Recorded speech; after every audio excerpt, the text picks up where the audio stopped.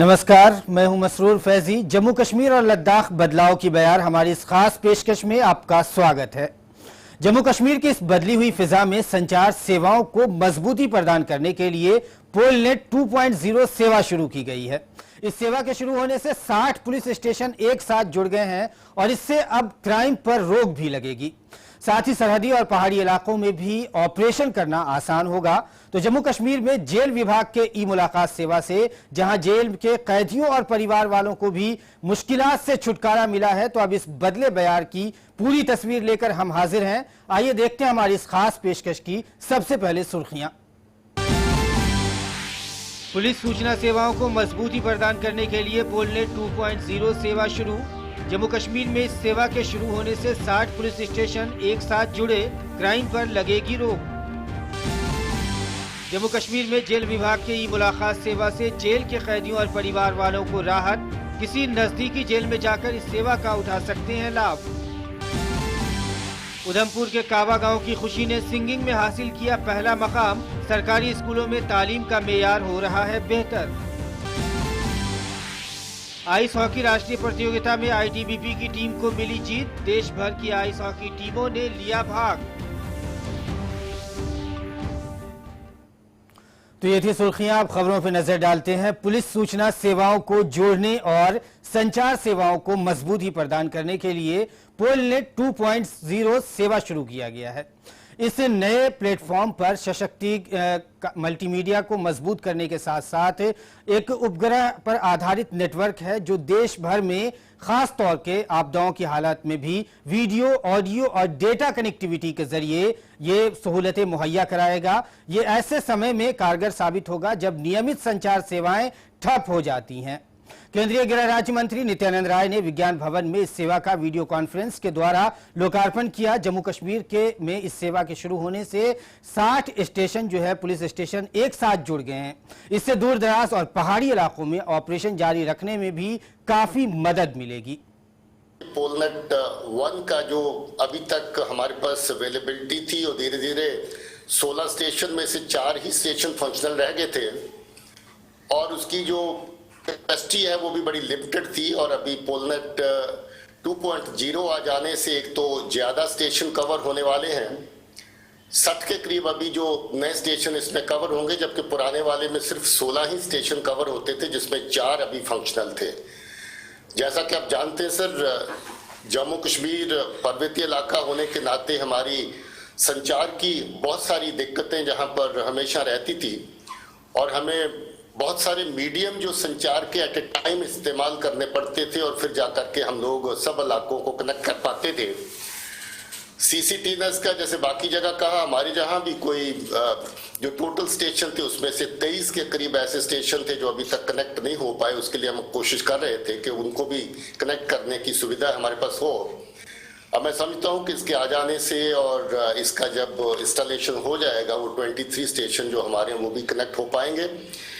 इसके साथ साथ हमारे पास जो बाकी तकनीक अवेलेबल हैं सर संचार के लिए अभी तक, मैं समझता हूं कि उसमें होम मिनिस्ट्री की तरफ से हमारी हर सतह पे, हर लेवल पे हमेशा मदद की गई है और हमारे पास हर तरह का लगभग वो तकनीकी साधन अवेलेबल है जो होना चाहिए, सिवाय उन जगहों के जिनको कनेक्टिविटी की लेकर के प्रॉब्लम आ रही थी। इसके आ जाने से न सिर्फ हमारी जो सारे के सारे इंपॉर्टेंट स्टेशन जो दूर दराज में हैं वो कनेक्ट हो जाएंगे, इसके साथ जो जहां पर एंटी टेररिस्ट ऑपरेशंस हम लोग लॉन्च करते हैं, जहां दूर इलाकों में हमें कम्युनिकेशन की दिक्कतें आती हैं, खासतौर पे लाइन ऑफ कंट्रोल के पास में और बॉर्डर के पास में, उसमें भी इसकी सुविधा मिलेगी।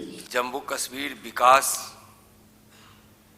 में बहुत ही तीव्र गति से दौड़ना प्रारंभ ही नहीं किया है, बहुत दूरी तय कर रहा है। जम्मू एंड कश्मीर में जिसकी आप चर्चा कर रहे थे कि जो आपको असुविधा होती थी, पोलनेट 2.0 से काफ़ी एरिया कवर होंगे और आपको सुविधा होगी। तो देखा आपने कि पोलनेट 2.0 से कम्युनिकेशन एक गैप जो था जम्मू कश्मीर में, खास करके सरहदी इलाकों में, पहाड़ी इलाकों में जो ऑपरेशंस चलाए जाते थे उसमें कम्युनिकेशन की बहुत गैप था, बहुत जरूरी थी ये सेवा। तो इसको बहाल कर दिया गया है, इसको शुरू कर दिया गया है और इससे अब जो है मिलिट्री ऑपरेशन हो या पुलिस के जो ऑपरेशन हो उनको इसमें काफी मदद मिलेगी। हम आगे बढ़ते हैं। जम्मू कश्मीर में जेल विभाग के ई मुलाकात सेवा से जेल के कैदियों और परिवार वालों को भी मुश्किलात से छुटकारा मिला है।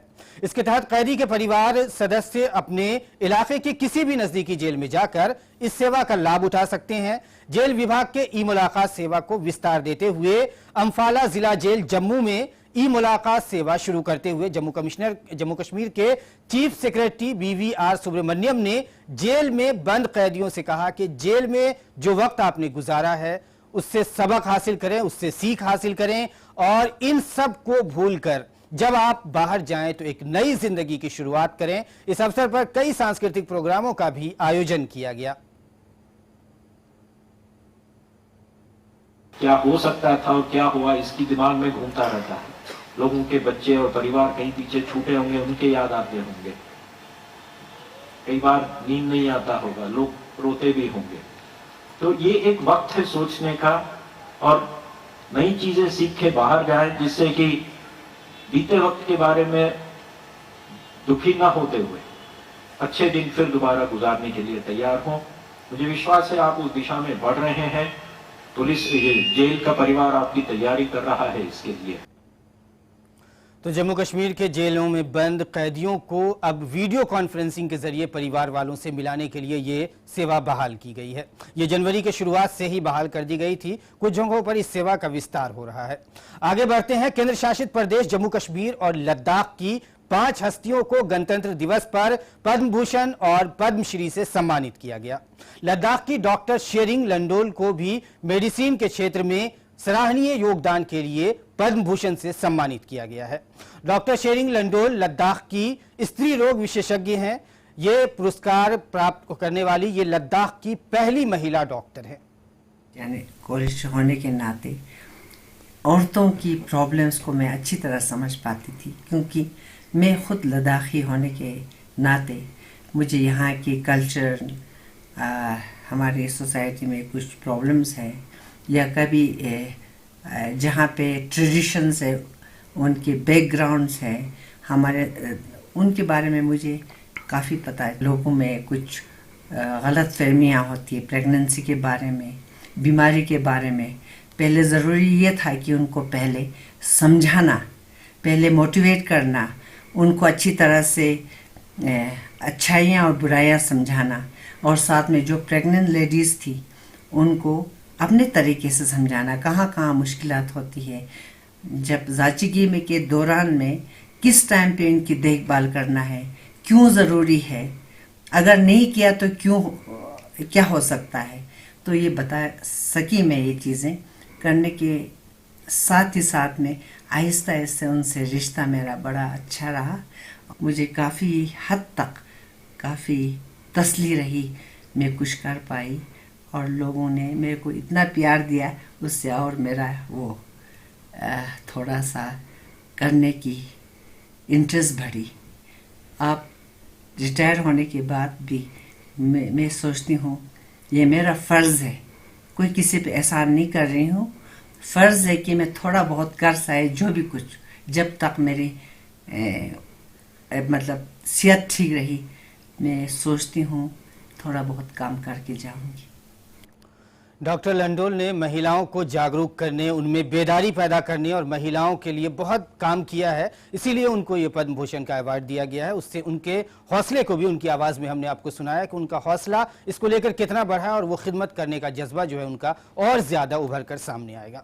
हम आगे बढ़ते हैं। गणतंत्र दिवस प्रोग्रामों का सिलसिला पूरे मुल्क में जारी है। इसी कड़ी में department of youth and sport Jammu Kashmir ने लेडीज कल्चरल प्रोग्राम का आयोजन किया। इस अवसर पर first lady of Jammu Kashmir ने कहा कि महिलाएं जिंदगी का वो हिस्सा है जिसके बिना जिंदगी की कल्पना नहीं की जा सकती। देश को बुलंदियों तक ले जाने में महिलाओं ने पुरुषों के साथ कंधे से कंधा मिलाकर हमेशा अहम रोल अदा किया है। इस अवसर पर कई सांस्कृतिक प्रोग्राम भी आयोजित किए गए। 1 घंटे में ही आपने पूरा भारत दर्शन करा दिया। इसे कहते हैं यूनिटी इन डाइवर्सिटी।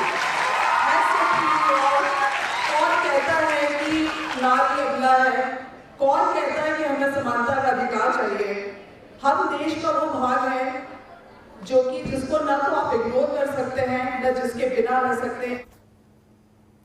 और जम्मू कश्मीर के बदलाव की एक तस्वीर हम आपको दिखाते हैं कि किस तरह से अब युवाओं को हर मैदान में मौका मिल रहा है। समग्र शिक्षा के द्वारा छात्रों एक दूसरे राज्य में जाकर, दूसरे राज्यों में भी जाकर जम्मू कश्मीर का नाम रोशन कर रहे हैं। आपको मिलाते हैं उधमपुर के कावा गांव की खुशी से, जिसने अपने गीत से भोपाल में तो पहला प्राइज जीता ही, लेकिन अपने जज्बे से इलाके के लोगों का दिल जीत लिया है।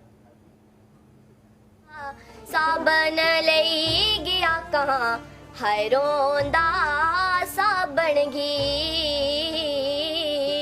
मेहनत कभी बेकार नहीं जाती और मेहनत से हर कोई अपनी मंजिल आसानी से हासिल कर सकता है।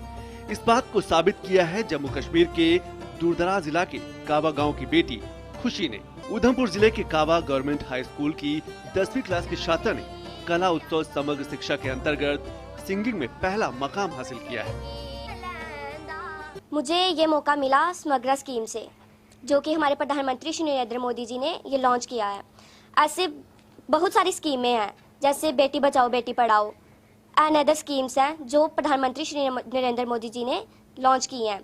और मैं ये कहना चाहती हूँ कि मैं एक लड़की हूँ और मुझे ये मौका मिला कि मैं भोपाल से एक फर्स्ट प्राइज़ लेके आई हूँ।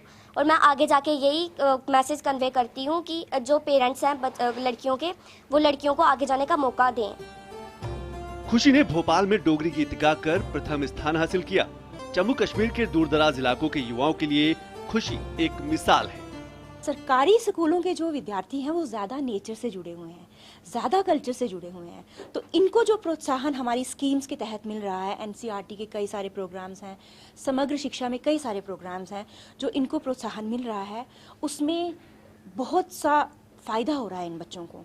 और ख़ासकर जो हमारी गवर्नमेंट ऑफ इंडिया की स्कीम्स हैं, बेटी पढ़ाओ बेटी बचाओ, उसके अंतर्गत कई स्कीम्स हैं, स्कॉलरशिप स्कीम्स हैं, कल्चरल एक्टिविटीज़ हैं, एसे राइटिंग, क्विज़ कंपटीशन, इस तरह की स्कीम्स में ये बच्चे आगे बढ़ रहे हैं। तो ये बहुत ही सही प्लेटफॉर्म है जिसमें हम हर एक को मौका मिल रहा है। निरंतर अभ्यास और कड़ी मेहनत ही जीवन में सफलता पाने का एकमात्र रास्ता है। छोटे से गांव के मजदूर की बेटी खुशी ने अपनी मेहनत और लगन से पूरे गांव के साथ साथ जम्मू कश्मीर का नाम भी रोशन किया है। मेरी बच्ची वहाँ बाहर गई और इसको वहाँ गाने का मौका मिला और गवर्नमेंट का मैं शुक्रिया अदा करता हूँ कि मतलब कि ऐसे मौके में इसको मिलते रहें। गरीब परिवार और दूरदराज गांवों की बेटियों को भी अब पूरा मौका मिल रहा है।